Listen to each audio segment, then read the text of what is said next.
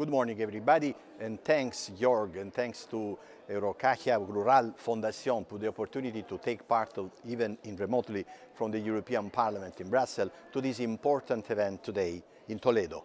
As many of you already know, I have a strong relationship with Spain, not only for the origins of my family, but also for the friendship, collaboration, and common objective that I have always and with my Spanish colleagues, both as a minister, as a member of the European Parliament.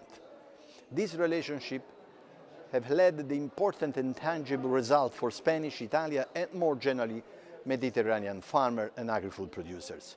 I want to greet the European Commission Director Diego Gangafano, as well as the representative of the Spanish government and the Castilla-La Mancha regional administration, who contribute to our debate, and in particular, let me say hello to my friend Fernando Miranda and Francisco Paco Martinez.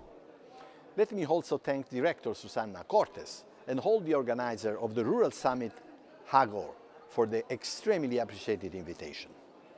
When I was first contacted by Susana, already some weeks ago, I planned to give you an overview of the most important modification that we'll have to face with the new CAP, with the new Common Agricultural Policy, entering into force in 2023. However, the new global situation, following the unjustified and unprovoked Russian invasion of Ukraine, oblige us to make some reflection on the situation of our agriculture and food supply chains. This is why, not later than last week, the European Parliament approved a very large majority resolution calling for more European action for food security. Given impact the Russian attack that will have on food security for Ukrainians, we ask for robust and long-term food aid for Ukraine from both the European Union and the international level. The European Union should also open food corridors to hand from Ukraine, severing an alternative to closed Black Sea ports. Ukrainian farmers should also receive seeds, fuel and fertilizer in order to safeguard at least part of their productive potential. Moving to more European Union dimension, the COVID-19 pandemic and the war in Ukraine have made it clear that the European Union needs to reduce its dependence on import of the key commodities. This is why we call for a diversification of supply from third countries and demand that in the short term the Commission puts on the table concrete measures to limit the impact of the high fertilizer price on farmers.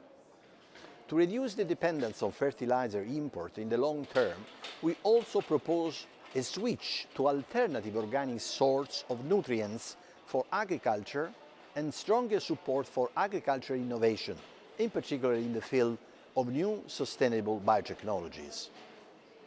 Given the disruption to agricultural import, we also call for an increase in domestic food production.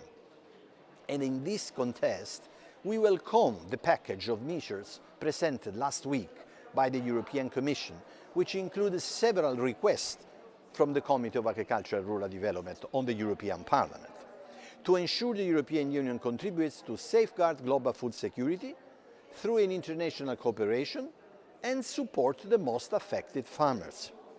In particular, €500 million will be distributed in national allocation to directly support farmers most affected by higher input costs and the closure of export market. Member States now have the possibility to complement this support up to 200% with national funds, increasing the total budget up to €1.5 billion.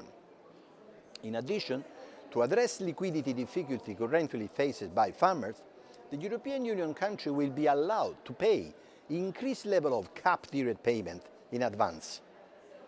But the most innovative measure is the exceptional temporary derogation to allow the production crops of the land set aside.